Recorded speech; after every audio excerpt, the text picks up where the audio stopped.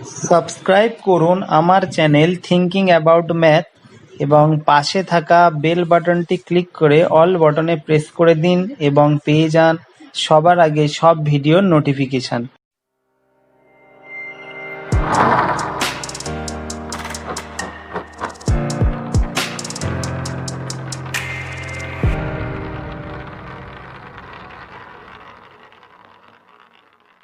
Hello students, welcome to my YouTube channel thinking about math. तो class 8 তোমাদের আমরা আগের দিন কোষে দেখি 15 শেষ করেছি। তো আজকে আমরা অধ্যায় 16 শুরু করব। 16 নম্বর অধ্যায় আছে, দেখো ত্রিভুজের কোণ ও বাহুর মধ্যে সম্পর্কের যাচাই। অধ্যায়টা শুরু হচ্ছে 143 পেজ থেকে। তো এইখানে আমাদের প্রথমেই যেটা করতে হবে সেটা হচ্ছে 145 পেজে চলে এসে সবাই 145 পেজে দেখো উপপাদ্য 7 আছে। উপপাদ্য 7 তো আমাদের প্রথম এইটা পড়ছে এই অধ্যায়ের এই উপপাদ্যটা আমরা বুঝবো এবং প্রমাণ করব। তো প্রথমে উপপাদ্যটা কি আছে দেখো, উপপাদ্য 7 পেজ নাম্বার 145 বলছে ত্রিভুজের কোনো একটি বাহুকে বর্ধিত করলে যে বহিস্থ কোণ উৎপন্ন হয় সেটির পরিমাণ অন্তস্থ বিপরীত কোণ দুটির পরিমাপের যোগফলের সমান। এটাই হচ্ছে উপপাদ্যের বিবৃতি। তো সবাই প্রথমে উপপাদ্যের বিবৃতিটা খাতার উপরে একটু লিখে নাও। তাহলে দেখো আমি 7 নম্বর উপপাদ্যটা লিখে নিয়েছি যে ত্রিভুজের কোনো একটি বাহুকে বর্ধিত করলে যে বহিস্থ কোণ উৎপন্ন হয় সেটির পরিমাপ অন্তস্থ বিপরীত কোণ দুটির পরিমাপের যোগফলের সমান। তো কি প্রমাণ করতে হবে সেটা আগে আমি একে বুঝিয়ে দিচ্ছি। দেখো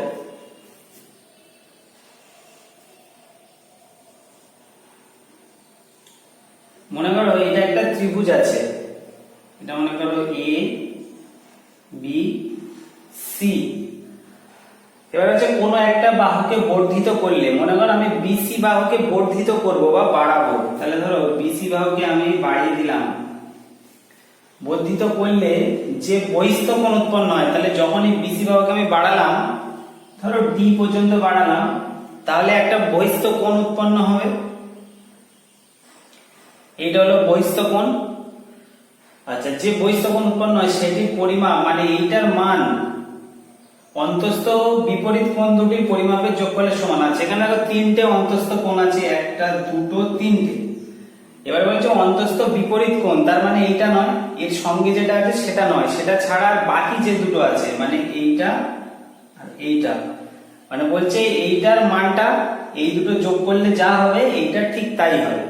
মনে করো যদি এটা 30 হয় আর এটা যদি 20 হয়, তাহলে এটা হবে 30 যোগ 20 50। তো এই জিনিসটা আমাকে প্রমাণ করে দেখাতে হবে। আচ্ছা, তাহলে আমি এবার এই আঁকাটা এখানে ভালো করে এঁকে নিচ্ছি। তোমরা সবাই প্রথমে উপপাদ্যের এই যেটা লিখেছি এটা খাতার একদম উপরে লিখবে।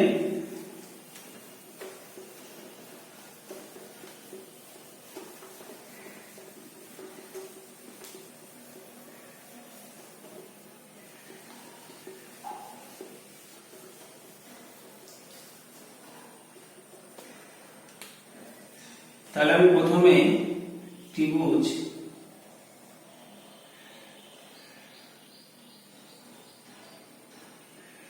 যেমন এ বি সি।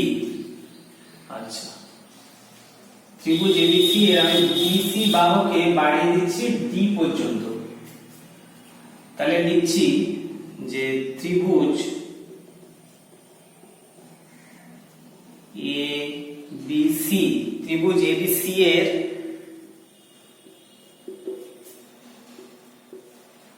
বিসি বাহুকে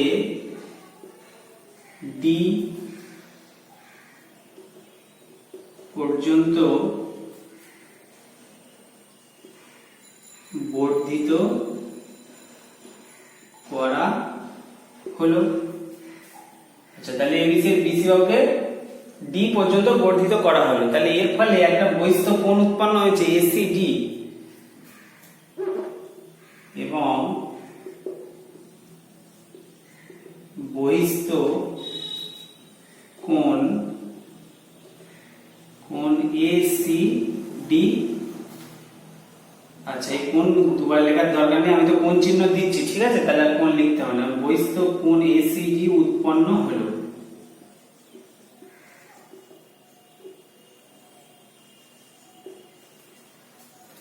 আচ্ছা, এবারে লিখবো প্রামাণ্য। কি প্রমাণ করতে হবে সেটাকেই বলছি আমি প্রামাণ্য। তাহলে বলছিলাম যে এই কোণটার যোগফল এই দুটোর যোগফলের সমান, তাহলে প্রামাণ্য হবে ঠিক এইটা, যে কোণ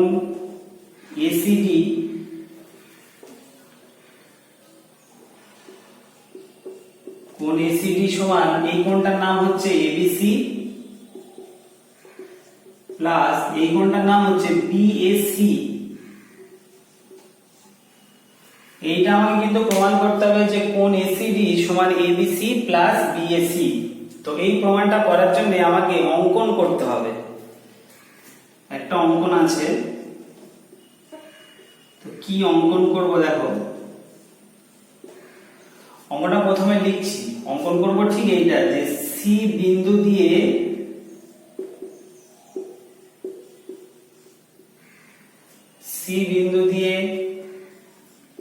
এবি এর সমান্তরাল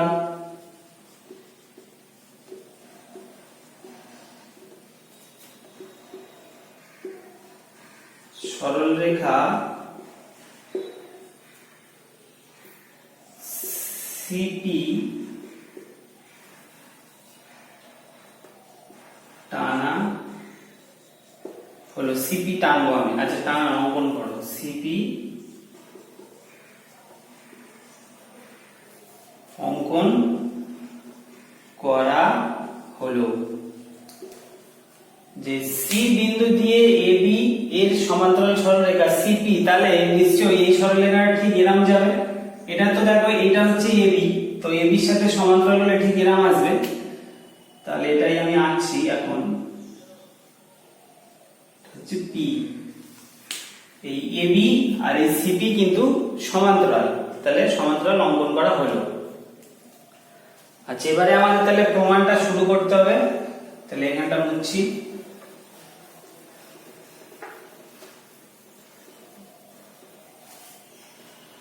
আচ্ছা, প্রামাণ্যটাও মুছে দিই। প্রামাণ্যটা এখানে আমি উপরে ছোট করে লিখে রাখছি, এসিডি সমান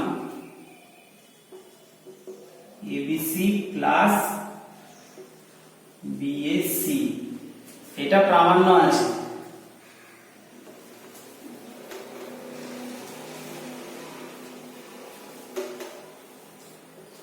তো এবারে প্রমাণটা শুরু করি। তাহলে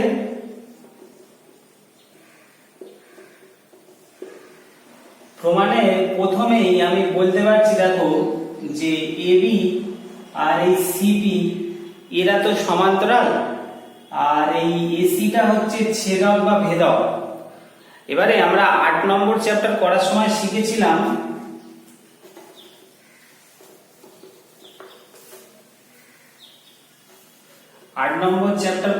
আমরা ঠিক এই জিনিসটা শিখেছিলাম, যে যদি দুটো সরলরেখা সমান্তরাল হয় আর যদি এরকম ছেদ করে, তাহলে এই একান্তর কোণগুলো তো সমান হয়, তাই না? ধরো এরকম, ঠিক এরকম আসতো, এই দেখো একান্তর কোণ। তাহলে এখানে দেখো এবি আর সিপি সমান্তরাল আছে, তাহলে নিশ্চয়ই এইটা আর এইটা তো একান্তর কোণ হবে, তাহলে এরা দুজন কি হবে? সমান্তরাল হবে।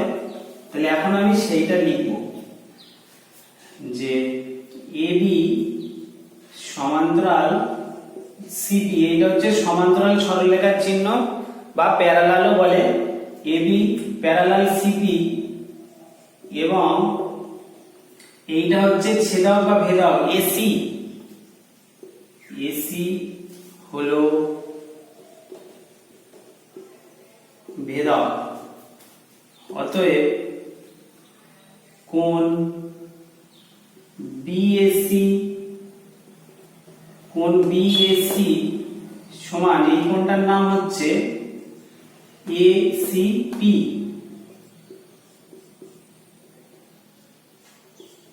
এটাকে আমি 1 নম্বর দিলাম, যে বিএসি মানে এই কোণটা সমান এসিপি। তো এটা হচ্ছে আমার 1 নম্বর সমীকরণ। আবার দেখো এবি সমান্তরাল সিপি এবং আচ্ছা ফের আবার এই দুটোই সমান্তরাল থাকছে। এবারে ভেদকটা ধরো চেঞ্জ হচ্ছে, মনে করো বিসিটা ভেদক, বিসি বলছি, বিসিটা বিডি তাই। আচ্ছা এবং বিডি হলো ভেদক। আচ্ছা তাহলে ছবিটা কেমন দেখতে লাগছে যদি আমি এখানটা ছোট করে আঁকছি বোঝানোর জন্য, তোমাদের আনার দরকার নেই। ধরো এটা এবি আর এটা সিপি, এটা এ বি, এখানটা আছে সিপি, আর এই পুরো এই ভেদকটা আছে ধরো বিডি, এটা ভেদক আছে।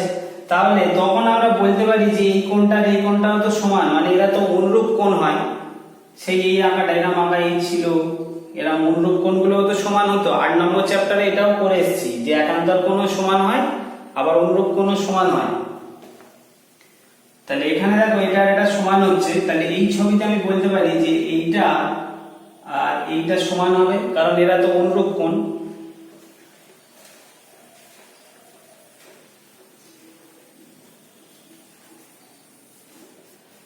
তাহলে লেখা যাবে যে কোণ এবিসি সমান, এই কোণটার নাম হচ্ছে পিসিডি, কোণ পিসিডি। এটা হচ্ছে আমার 2 নম্বর সমীকরণ। আচ্ছা এইখানটায় একটু একান্তর কোণ বলে লিখে রাখো তো, যে একান্তর কোণ, আর এখানটায় ঠিক নিচেটায় লেখো যে অনুরূপ কোণ।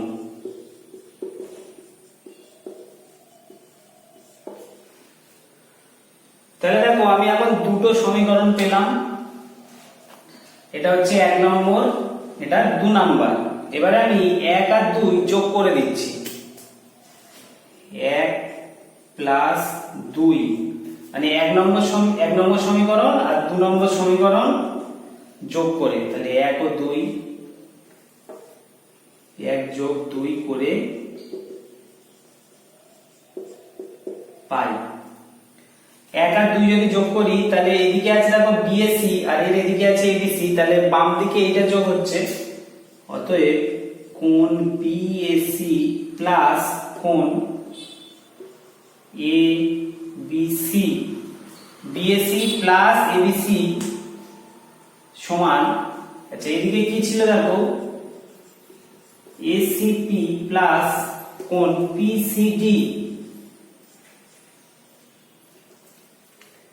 এসিপি আর পিসিডি যোগ করলাম।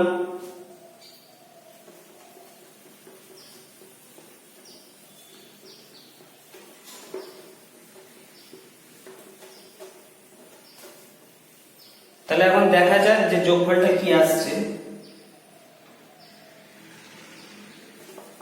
আচ্ছা বাই দিচ্ছি, বা সমীকরণ, আচ্ছা বিএসি, বিএসি মানে এটা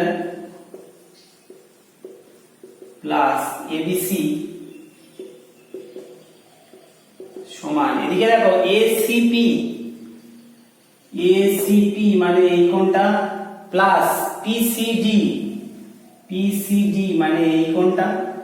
আচ্ছা এই দুটো কোণ যদি যোগ করি তাহলে আমি একসাথে একেবারে তো এইটা বলতে পারি, পুরো পুরো এখান থেকে আর এই পর্যন্ত এই ছোট দুটো কোণ যোগ হলে, তাহলে এটার নাম কি হচ্ছে এসিডি, এসিডি। এবারে যদি ঘুরিয়ে লিখি, যেহেতু সমান সমান তো দুদিকে সমান, এটা আগে লিখছি, এসিডি সমান বিএসি প্লাস এই এবিসি। তাহলে দেখো আমার এটাই প্রমাণ করতে ছিল যে এসিডি সমান এবিসি প্লাস বিএসি, তাহলে এসিডি সমান এই এবিসি প্লাস বিএসি, তাহলে এটাই হলো আমার প্রমাণিত। এই পর্যন্ত এই উপপাদ্যের প্রমাণটা কমপ্লিট। আমি তো আমার মতো করে লিখলাম, তোমরা এরকম করেও লিখতে পারো, খাতায় পরপর লিখবে আমি যেটা প্রমাণ করলাম। আর যদি বই থেকেও করতে চাও, বইয়ে একই জিনিস আছে, বইয়েরটাও মুখস্থ করতে পারো। তো তোমাদের বুঝে নিয়ে যেটা সুবিধা হবে তোমরা সেটাই মুখস্থ করবে। আচ্ছা, এবারে দেখো একটা পেজ উল্টাও। আমরা যে পেজে ছিলাম 145 পেজে তো উপপাদ্য করছিলাম, এবারে সবাই 146 পেজে আসো। ওখানে দেখো নিজে করি 16.1 আছে, ওইখানে 4টে ছবি দেওয়া আছে। 4টে ছবি দিয়ে ওইখানে বলছে প্রথমে 1 নম্বর প্রশ্ন দেখো, নিচের ত্রিভুজগুলির কোণগুলি দেখি ও প্রতিটির বহিস্থ কোণ x এর মান কি হবে হিসাব করে লিখি। তাহলে প্রথম একদম এগুলো খুবই সোজা অঙ্ক, আমি একটা করছি দেখো, একদম প্রথম ছবিটাই করি।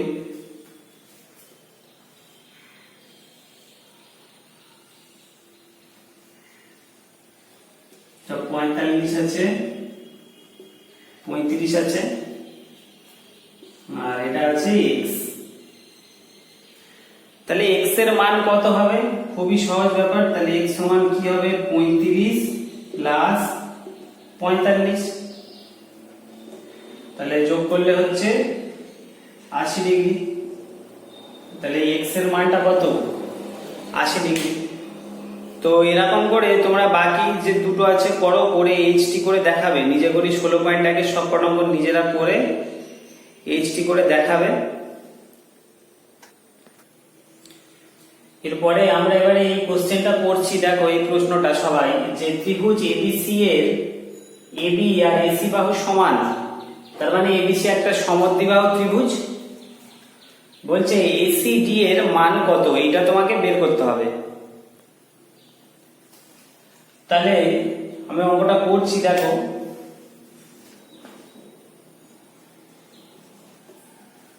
আচ্ছা, ত্রিভুজ এবিসি এর এবি আর এসি যদি সমান হয়, তার মানে এবিসি হচ্ছে সমদ্বিবাহু ত্রিভুজ, তাহলে নিশ্চয়ই এই কোণটা আর এই কোণটা তো সমান হয়। এখন বিএসি কোণ বিএসি সমান বলা আছে 80 ডিগ্রি। এবারে আমরা কি জানি যে ত্রিভুজের 3টে কোণের যোগফল হয় কত? 180 ডিগ্রি। তাহলে দেখো কোণ বিএসি প্লাস কোণ এবিসি প্লাস কোণ এসিবি সমান 180 ডিগ্রি, বা বিএসি জায়গায় 80 বসিয়ে দাও, প্লাস কোণ এবিসি প্লাস এই এসিবি জায়গায় আবার এবিসি বসাও সমান 180 ডিগ্রি।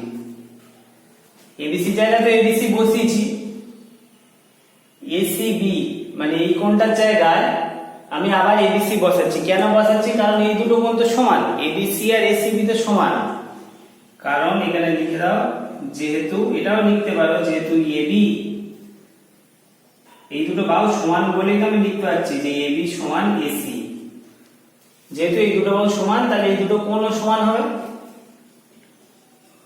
বা আচ্ছা, 80টা ওই পারে গেলে বিয়োগ হচ্ছে, আর এবিসি এবিসি, তাহলে 2abc সমান 180 মাইনাস 80, বা 2abc সমান 100 ডিগ্রি। 2abc সমান 100।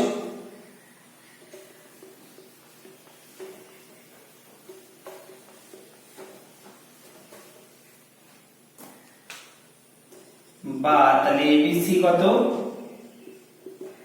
100/2, 50 ডিগ্রি হলো। তাহলে আমার এই কোণটা কত হলো? 50 ডিগ্রি। এখন এইটা বের করা তো খুবই সহজ হবে, এসিডি বের করতে বলেছে। তাহলে আমরা এক্ষুনি উপপাদ্যে কি শিখলাম? যে এর যোগফলটা বিপরীত দুটো অন্তঃস্থ কোণের যোগফলের সমান হবে। অতএব কোণ এসিডি সমান এই 50 আর 80 যোগ করব, 50 ডিগ্রি প্লাস 80 ডিগ্রি সমান 130 ডিগ্রি। আচ্ছা, তাহলে এসিডি এর মান উত্তর মানে বের করতে বলেছিল, তো এসিডি এর মান তাহলে কত হলো? 130 ডিগ্রি।